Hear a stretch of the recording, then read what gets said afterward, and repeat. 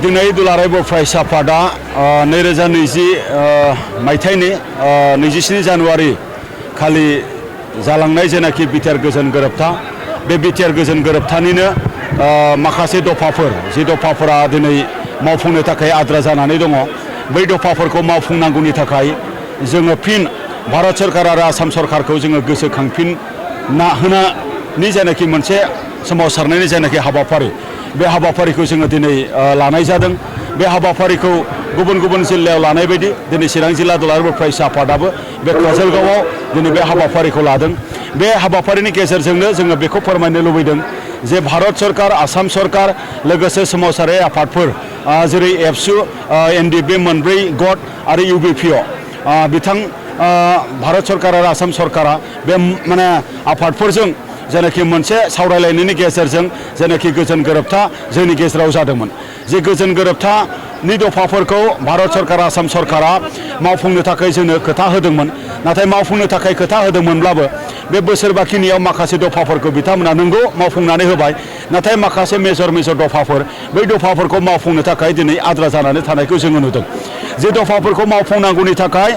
जोङो थांनाय समाव सावरायनायनि गेजेरजों गोबां दान्थे बिदान्थे खालामबोनाय जाबाय। मालाबा जोङो प्रेस मिडियानि गेजेरजों भारत सरकारखौ जोङो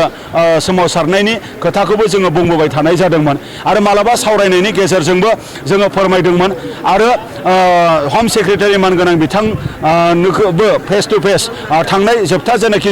जोंनि सावरायनाय बेवहायबो गोरोबथा मावफुंनांगौनि थाखाय जुदि मावफुंथाराब्ला जोङो सोमावसारफिननो थाखाय जोङो थागथियारि बे खोथाखौ जोङो फोरमायबोनाय जादोंमन। बिथांमोना गमामायैनो नैबे समाव भारत सरकार आरो आसाम सरकारा जोंनो गासै दफाफोरखौ मावफुंनानै होजोबाखै बिनिनो 125 जेनाखि सांबिधानिक जेनाखि मोनसे सोदांनाय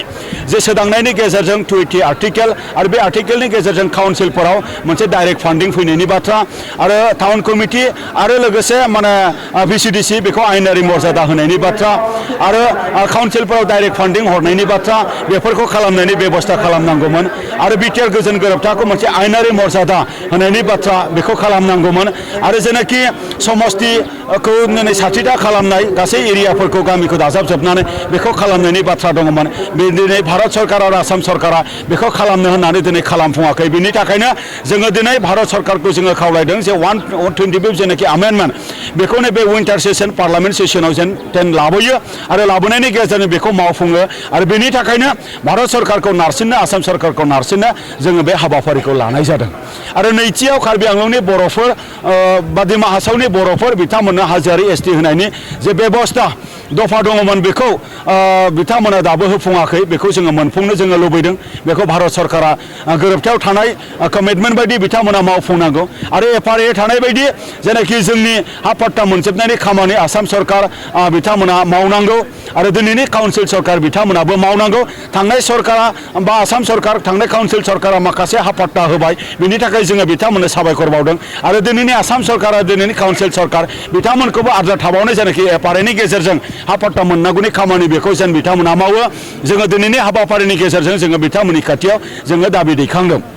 लोगोसे बर' कसारि वेलफेयार काउन्सिल बेखौ फुल प्लेसेड माने कसारि काउन्सिल खालामनांगौनि थाखाय आसाम सरकारनियाव मोनसे गिदिरथार दायित्व दङमोन। दिनै बिथांमोननि भिलेज नटिफिकेसन होनाय बे आद्रा जानानै दङ।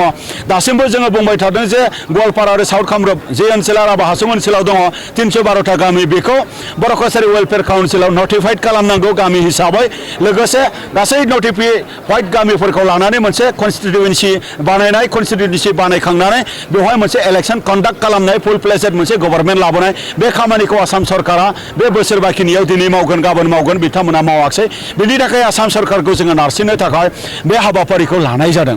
लोगोसेयै जे जोंनि 6.3 दफानि गेजेरजों जेनाखि स्कुल कलेज प्रभिन्सियेलाइज खालामनाय थांनाय समाव आसाम सरकार आरो थांनाय समनि जेनाखि काउन्सिल गभर्नमेन्टआ 10 कलेजखौ प्रभिन्सियेलाइज खालामबाय नाथाय गोबां कलेज आरो गोबां स्कुल आद्रा थालांबावबाय जेखौ आसाम सरकारा मावनो थाखाय मोनसे कमिटिबो दादोंमोन जेखौ आसाम सरकारा मावफुंनो थाखाय BTC निफ्राय मोनसे रिपर्ट आरो BTC निफ्राय मोनसे डेटाबो माने अलरेडि माने साबमिट लाबायमोन जों साहित्य सभा बर' थुनलाइ आफाद आरो जों माने जथेस्थ' बेनि थाखाय जोङो मावफुंनो थाखाय जोङो कपारेट खालामदोंमोन नाथाय आसाम सरकारा मावफुङाखिसै बेनि थाखाय आद्रा थाबावनाय 6.3 नि जिखिनि खामानि मावनो गोनां बेखौ आसाम सरकार आरो काउन्सिल गभर्नमेन्टआ फैबाय थानाय समाव जेन मावफुङो बेखौ जोङो दाबि दैखांदों लोगोसे साफ्रोमबो NDB बिथांमोना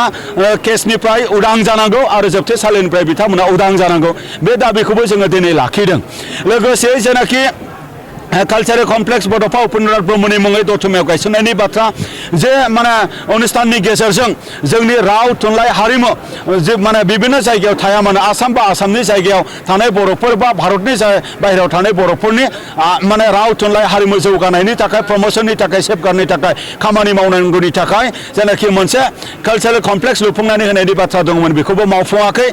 बिनि थाखायनो जोङो दिनै बेखौबो दाबि हिसाबै जोङो भारत सरकारनि खाथियाव जोङो नारसिनदों आरो BTR गोरोबथायाव 1500 करोड़ पेकेज हरनायनि गेजेरजों जोंनि NIT गायसननाय सेन्ट्रेल इउनिभार्सिटि गायसननाय बिभिन्न अनुष्ठान प्रतिष्ठान गायसननायनि थाखाय भारत सरकारा मावफुंनांगौनि खामानि दङमोन खोथा होनाय बायदि बिथांमोना मावफुङाखै बिनि थाखायनो जोङो भारत सरकारनिसिम जोङो दाबि दैखांहरफिनदों